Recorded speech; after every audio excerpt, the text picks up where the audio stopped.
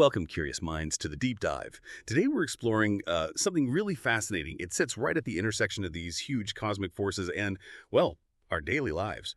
We're talking about space weather, solar storms, and how NASA is actually deploying some pretty cool new tech to help keep us safe. So our mission today is to dig into a critical new development.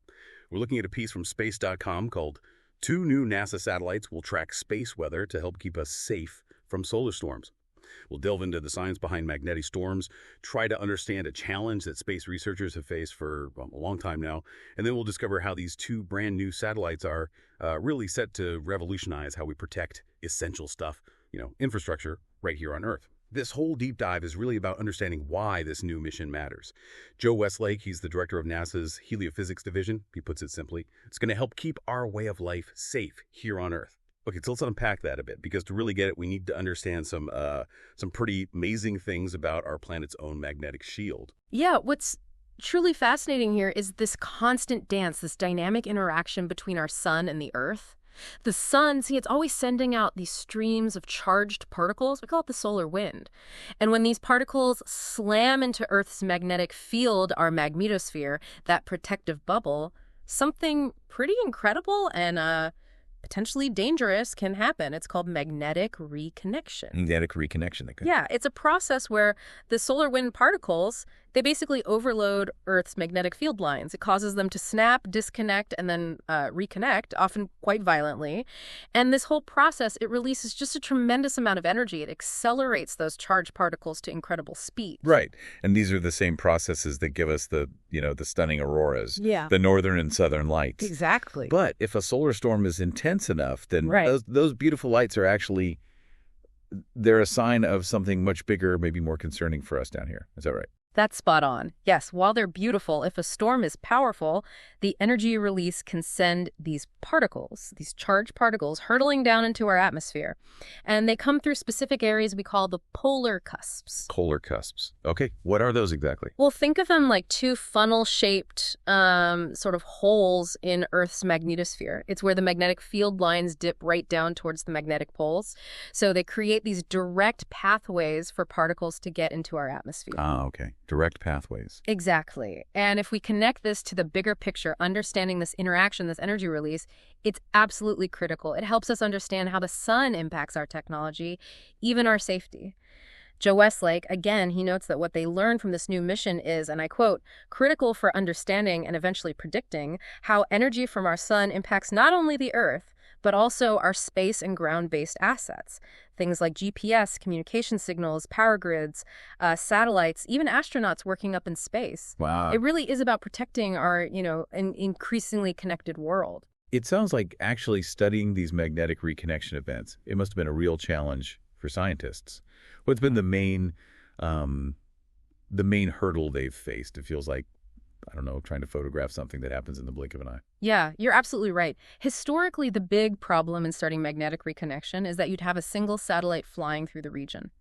And it could only capture a snapshot, just one moment in time. It collects data, then it goes around its orbit that takes about 90 minutes or so, and then it comes back and takes another snapshot. 90 minutes later. That's a long time in space weather terms, I imagine. It's a huge amount of time. The challenge is, in that 90 minutes, the whole region might have changed significantly.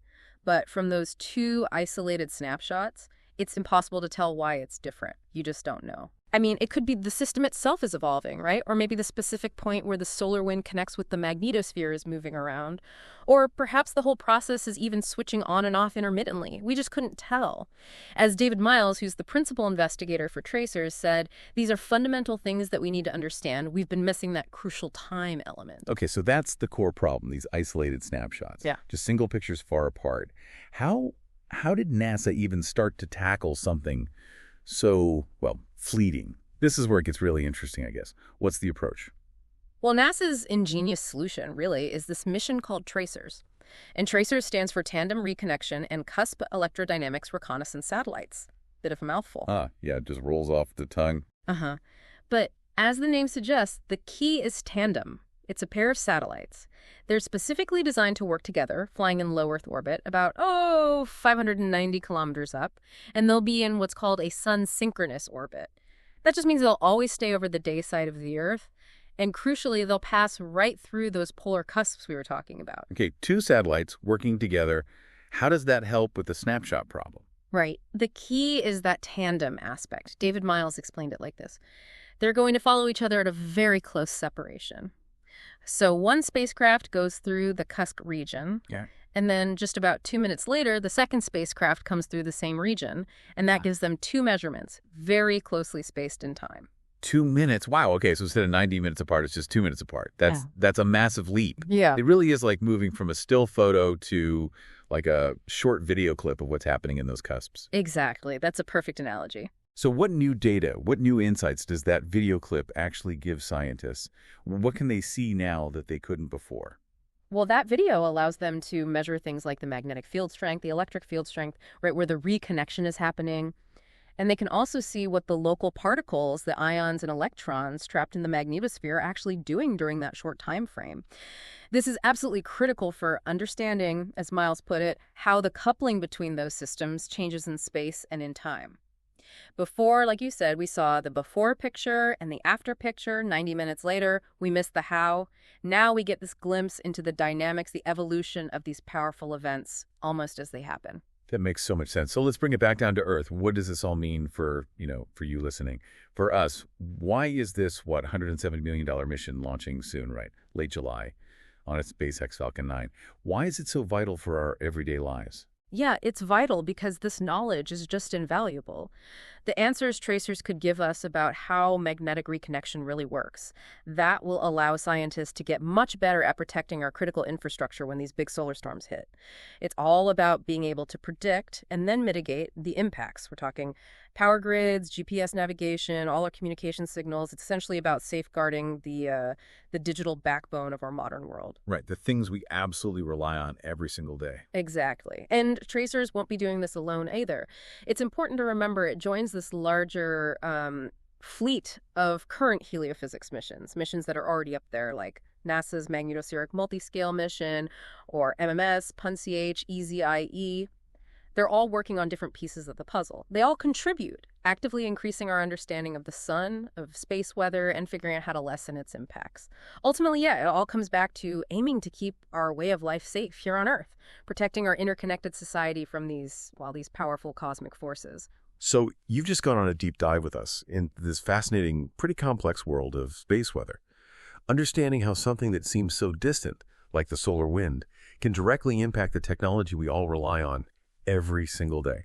We've seen how NASA's TRACERS mission, these twin satellites, are set to close a really critical gap in our knowledge, moving us closer, hopefully, to a future where we can better predict and protect ourselves against these powerful cosmic events.